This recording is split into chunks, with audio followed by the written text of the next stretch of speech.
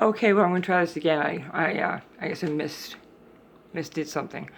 I'm going to explain very briefly. I'm writing a book about Brian Jones, who was a very maligned man. He was a genius, and he was, let's start at the end. He was dead at 27 at the bottom of a pool, bloated. At 21, he'd started the greatest rock and roll band in the world. He started doing that at 16. He was homeless and a musician.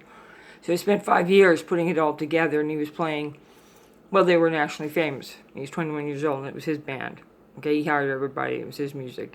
He was the greatest session player in England and probably in America too. So this is how Brian Jones ended up. He ended up at the bottom of a swimming pool at age 27, bloated, with a kidney and liver enlarged. He drank approximately three beers. So obviously probably wasn't drunk off his ass. He had two nurses there with him, his girlfriends, but they were nurses, and a caretaker.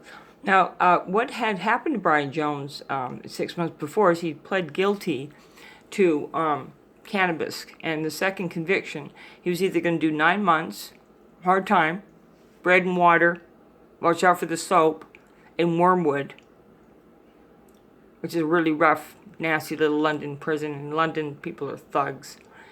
Or he could submit to 3 years probation and mandatory psychiatric treatment. And no visa. He couldn't leave the country. So when he pulled his body out, they checked his urine, and he had 8 times the dosage of a drug that was amphetamine-like, not an amphetamine. Amphetamine-like, that means it's chemically similar, but it will not have an amphetamine reaction. It was Thorazine. Thorazine has that reaction, and that's the drug they were giving people. And I also believe he was submitted to electroconvulsive therapy. His manager, Andrew Lloyd Oldham, was, and by the way, Keith Richards in '76 was, for his 1 pound of heroin in Canada. That's not well publicized. Brian Jones, I believe, went into a seizure. He had no bruises on his body, and he did not resist the water. He obviously was unconscious when the water went into his body. So he had a seizure. The girls who were the nurses were probably, I don't know, getting high, screwing each other, I don't know.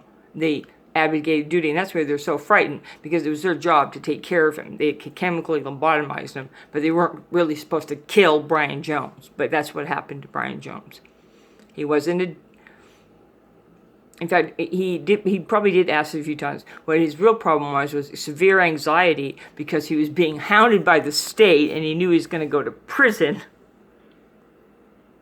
So he was getting a little anxious. And by the way, Mr. Bob Dylan, who paid for his casket, wrote 3 songs for Brian Jones before he met him. You know, he met him actually briefly at the factory. Like a Rolling Stone, Ballad of a Thin Man, and I Want You. And when he met him, he slapped him on the arm and said, "How's your paranoia meter going?" So Brian Jones was a sensitive man and realized he was in a pool of sharks. And that's what happened to Mr. Brian Jones. And it's a great tragedy. Great tragedy.